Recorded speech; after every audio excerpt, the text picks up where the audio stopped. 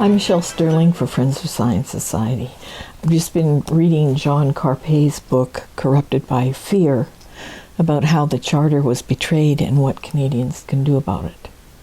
So he's mostly talking here about the lockdowns. Now, no matter what side of the fence you were on, some people thought that lockdowns were safe and appropriate and important for protecting public health.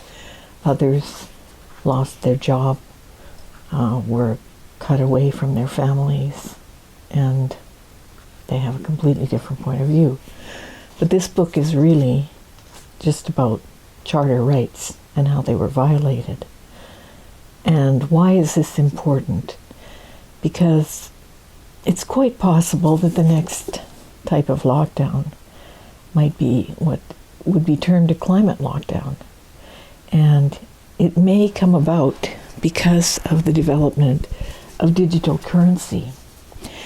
This is a book called Cloud Money. There's another version out there with a completely different cover. I read this some time ago, but it's quite enlightening.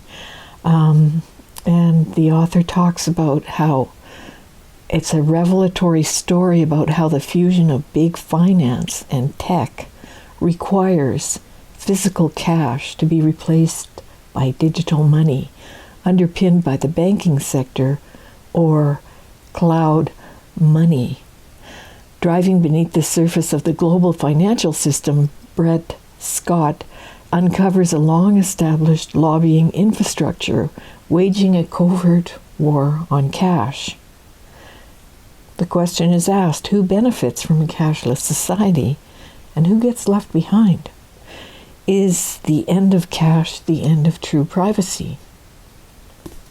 So how does that relate to John Carpay's book? Well, the Justice Center for Constitutional Freedom has also just put out a report, Central Bank Digital Currency, and it discusses the issues, the challenges, the problems of a digital currency.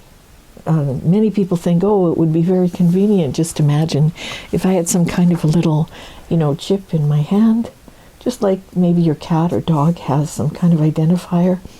And let's say, my healthcare card would be on there, my social insurance number, my banking details, all that. I just had to wave it in front of, any kind of scanner, and transactions could be completed. I could get medical care access immediately. Think how convenient that would be. I wouldn't need a wallet, and it couldn't be stolen, right? Because it would be under my skin, so to speak.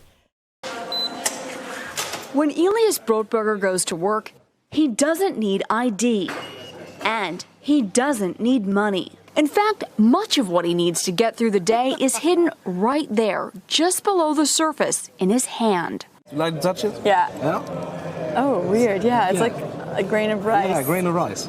Embedded in his hand is a microchip that serves as his keys, his ID, and his wallet. Well, things might not be as simple as they sound or as convenient. And once that kind of system is set up, other things could happen. Because in the climate world, there's been talk of doing climate lockdowns for a long time. And one of the things they want to do is to declare a kind of wartime climate emergency, a wartime measures structure. And I have talked about this before, but I think it's very pertinent right now. The plan is more or less laid out in Seth Klein's book, A Good War. And of course, interestingly enough, toward the end, he has a whole chapter on the COVID lockdowns, saying that those lockdowns proved that the impossible is possible. And one of the things that many advocates in the climate community want is rationing. They want to give you a personal carbon ration, the amount of energy that you could use in 1 year.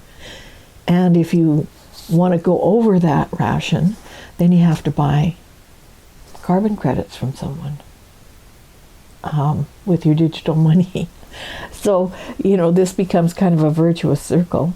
And of course, carbon credits and carbon accounting deal with the lack of delivery of an invisible substance to no one. So it's really kind of a Ponzi scheme, and you would be caught in the middle of that.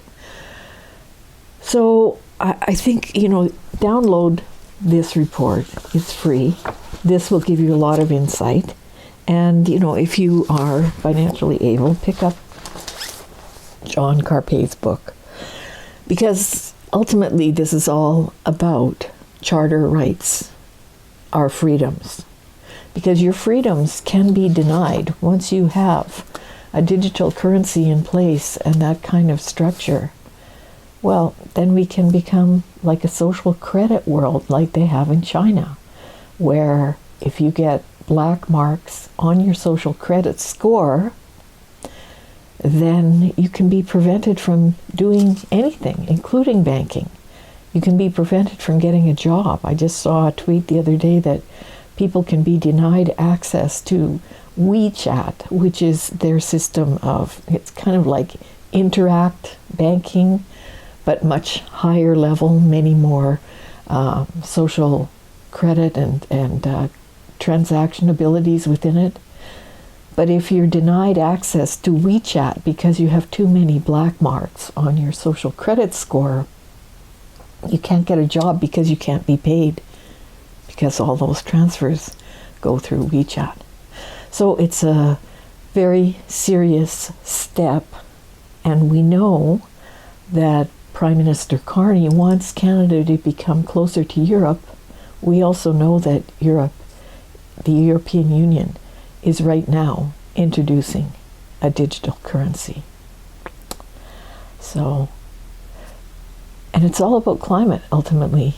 That's the veneer that they're offering, right? Because if we can ration you from eating steak, then we'll save the planet. If we can ration you from driving your car, then we'll save the planet. And if we can ration you right out of existence, then, you're the carbon they want to reduce. Think about it, read about it, download the report. For Friends of Science Society, I'm Michelle Sterling.